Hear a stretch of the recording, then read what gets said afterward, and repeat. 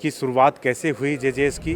Jaipur jewellery show 2003 में hotel राजमहल palace पे शुरू हुआ था और आज ये शो 1230 बूथ के साथ आपको दिख रहा है। यानी जो हमसे जुड़ते जा रहे हैं वो कभी छोड़ नहीं रहे हैं। लगभग 500 बूथ की वेटिंग लिस्ट हमारे पास अभी है। ग्राहकों को, आम आदमी को, जोहरियों को वो जानकारी दी जाती है जो और कहीं उपलब्ध नहीं होती है।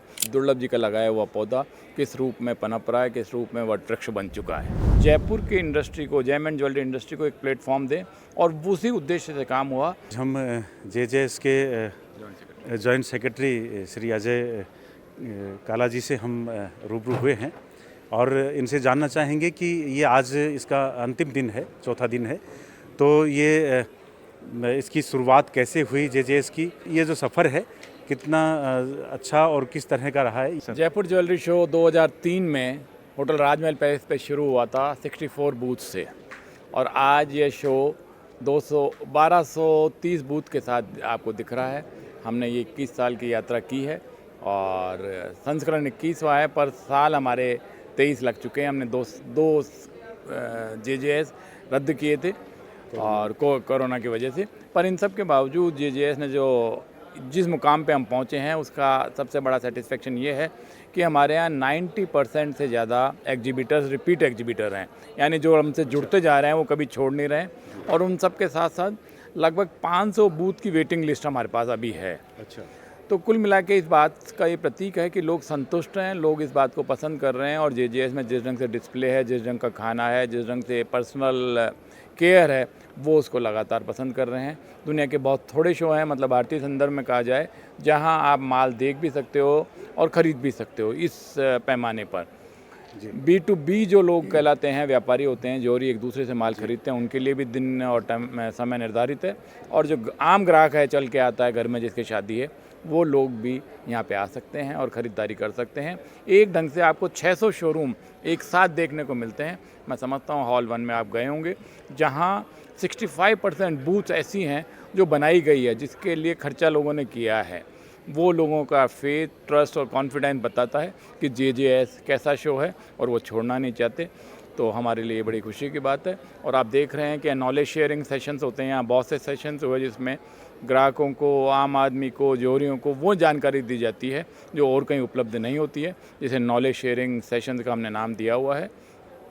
कुल मिला के जेजेएस अपना पर्पस सर्व कर रहा है और ट्रेड की उस बॉडी के रूप में निखर के आ रहा है जहां लोग अपनी बात कह सकें, सरकार तक अपनी बात पहुंचा सकें। ये मैं देख रहा हूं पीछे रश्मिकांत दुर्लभ जी की तस्वीर लगी है, तो क्या उन्होंने की? ये सन 2003 में उनका सपना था और वो संस्थापक कन्वीनर थे जिन्होंने ये देखा और उन्होंने ये टीम जोड़ी। और मैं आपको बताना चाहता हूँ कि 13 लोग जो उन्होंने जोड़े थे वो आज भी सब लोग कार्यरत हैं, कार्य कर रहे हैं और सब लोग इस रूप में देख रहे हैं कि दुर्लभ जी का लगाया हुआ पौधा किस रूप में पनप रहा है, किस रूप में वट वृक्ष बन चुका है। तो इसका जैसे शुरुआती जो फर्स्ट था उसका टर्नओवर और इसका टर्नओवर मतलब किस रूप में? देखिए, टर्नओवर अगर आप जोहरियों के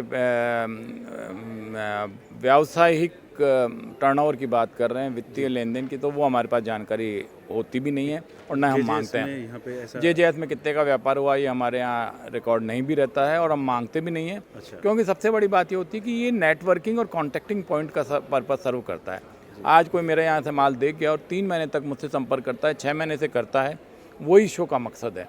लोगों को एहसास नहीं है कि मैं किस चीज़ में डील करता हूँ, पर वो यहाँ देखते हैं, मेरा कार्ड लेके जाते हैं या अपना कार्ड छोड़ के जाते हैं, तो 3 से 6 महीने में डील मेटलाइज होती है। तो वो एक मीटिंग पॉइंट के रूप में जैसे एक बड़ा पर्पस सर्व कर रहा है। मैंने कल राजीव अरोड़ा जी से बात की थी, तो उन्होंने कहा कि ये देश का दूसरा सबसे बड़ा शो है। मुंबई में सबसे बड़ा होता है, दूसरा जयपुर का है। जी हाँ। तो वो बड़े खुशी जाहिर कर रहे थे। तो ये इसमें इतना बड़ा ये है, तो चूँकि इसमें मुझे लगता है कि इंडियंस के अलावा फॉरेनर्स भी इसमें बायर्स। आपकी बात ठीक है। इस बार 9 देशों के लोग आए थे और ताइवान से 35 लोगों का डेलीगेशन था और अलग अलग कंट्रीज से लोग यहाँ आते हैं। या NRIs भी बहुत होते हैं, USA से भी आते हैं और बाहर के लोग भी यहाँ लगातार आते हैं। इस कारण वैरायटी मिलती है, पर मुख्य रूप से हमारा ध्येय जयपुर और राजस्थान की इंडस्ट्री को बढ़ावा देना है। रश्मि बाई का यही उद्देश्य था कि हम जयपुर की इंडस्ट्री को, जयमंड ज्वेलरी इंडस्ट्री को एक प्लेटफॉर्म दें और उसी उद्देश्य से काम हुआ। और इस कारण जयपुर के लोगों को तरजीह मिलती है, उनका प्रोडक्ट डिस्प्ले किया जाता है। हमारे का कुंदन मीना है, हमारे यहाँ की जो कार्विंग है, हमारे यहाँ की जो बीट्स है, वो सब चीज़ें यहाँ आराम से प्रदर्शित की जाती है और उनको ही प्रमोशन दिया जाता है। जी, ये जयपुर का जो ज्वेलरी है या राजस्थान की जो ज्वेलरी है वो और दूसरी जगह से किस मायने में अलग है या किस तरह खास है? भाई कुंदन मीना जो काम होता है वो सिर्फ जयपुर में होता है, थेवा हमारे राजस्थान में प्रतापगढ़ में होता है। और कलर स्टोन यानी 400 नेचुरल जेम स्टोन्स हैं, वो जो जयपुर में कटिंग एंड पॉलिश होती है वो दुनिया में कहीं नहीं होती है। इस कारण हमारी एक महारत हासिल है। 250 साल पहले से 275 सालों से जयपुर के कारीगरों को एक हुनर हासिल है जो दुनिया के और किसी एरिया को शामिल नहीं है। और हमारे यहाँ हाथ से काम ज़्यादा होता है, मशीनों से कम होता है। पर अब समय के साथ साथ हमारे यहाँ ज्वेलरी इंडस्ट्री भी लग रही है, बहुत सी यूनिट्स हैं जो एक्सपोर्ट कर रही हैं ज्वेलरी का। कुल मिला के जयपुर एक जेम एंड ज्वेलरी का कंप्लीट सेंटर बनता जा रहा है। मतलब किस रूप में आप इसको देखना चाहते हैं भविष्य में? और एक सवाल एक और ये भी है कि सोना और चांदी के जिस तरह से रेट बढ़ रहे हैं तो ये उस रूप में उसका क्या मुख्य कारण है? ये आपने पहला सवाल आपने कहा कि जेजेएस को आप किस रूप में 5 साल बाद देखना चाहते हैं, तो हम समझ रहे हैं कि अगर हमारे को जगह मिल जाए, स्पेस जो मिल जाए अगर यहीं कहीं, तो हम इसको 2000 बूथ तक ले जा सकते हैं। जो अभी 1200 बूथ हैं वो एक बड़ा अचीवमेंट होगा और बहुत से लोग जो वेटिंग लिस्ट हैं, जिनका प्रोडक्ट है जिसको जनता देख नहीं पा रही है, वो दिखा पाएंगे। और सेकेंडली आपने सोने चांदी की कीमत की बात कही है, देखिए वो उसमें अंतर्राष्ट्रीय कारण है, उसमें हमारा कोई रोल नहीं है, हम रिसीविंग एंड पे हैं। और ये कल बड़े वक्ता आए थे, बड़ी कंपनी के प्रमुख थे, उन्होंने बात कही तो भगवान को मालूम है कि दाम ऊपर जाएंगे या नीचे जाएंगे, हमारे हाथ में कुछ नहीं है। तो ये टूट भी सकते हैं, ये ऊपर भी जा सकते हैं, वी कैन नॉट से। क्योंकि 1.5 साल पहले हमें पता है कि 75,000 भी चांदी के बहुत ज़्यादा लग रहे थे और आज जो भाव है वो आपके सामने है। कुल मिला के कुछ फैक्टर्स ऐसे हैं जिस पे हमारा कोई कंट्रोल नहीं है। जेजेएस एक प्लेटफॉर्म मात्र है, इसलिए हम उसको नियंत्रित नहीं कर सकते और मैं कोई अपनी व्यक्तिगत धारणा भी नहीं बताऊंगा कि दाम बढ़ सकते हैं या गिरेंगे। इट इज़ आपको जितनी नॉलेज है उतनी मुझे नॉलेज है। जी, आप अपने स्तर पे तो बहुत अच्छा कर रहे हैं, लेकिन सरकार का कितना सपोर्ट है और क्या सरकार को करना चाहिए इस बिज़नेस को और ज़्यादा ग्रो करने के लिए? देखिए अब ये अगर सरकार से हम कोई उम्मीद करें तो एक ही पॉइंट है कि टैरिफ को जल्दी से जल्दी नीचे लाएँ।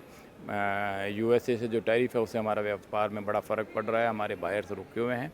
अगर वो नीचे आ जाता है तो एक बड़ा सहयोग हो जाएगा। हम सरकार से बहुत ज़्यादा उम्मीदें हमारे नहीं है और न गुंजाइश है, क्योंकि ये जिस ढंग की इंडस्ट्री हो चुकी है उसमें सरकार का रोल बहुत ज़्यादा नहीं है। हम जीएसटी की हम बात करते हैं, कस्टम ड्यूटी की गोल्ड पे, पर उससे और बातें ज़्यादा बड़ी होती जा रही हैं। उन सबसे पहले ट्रम्प साहब अगर हमारे यहाँ टैरिफ कम करें और नॉर्मल एक्सपोर्ट और भी किसी कंट्री के भांति होने लग जाए तो we can come up better, हम ज़्यादा हम कर पाएंगे।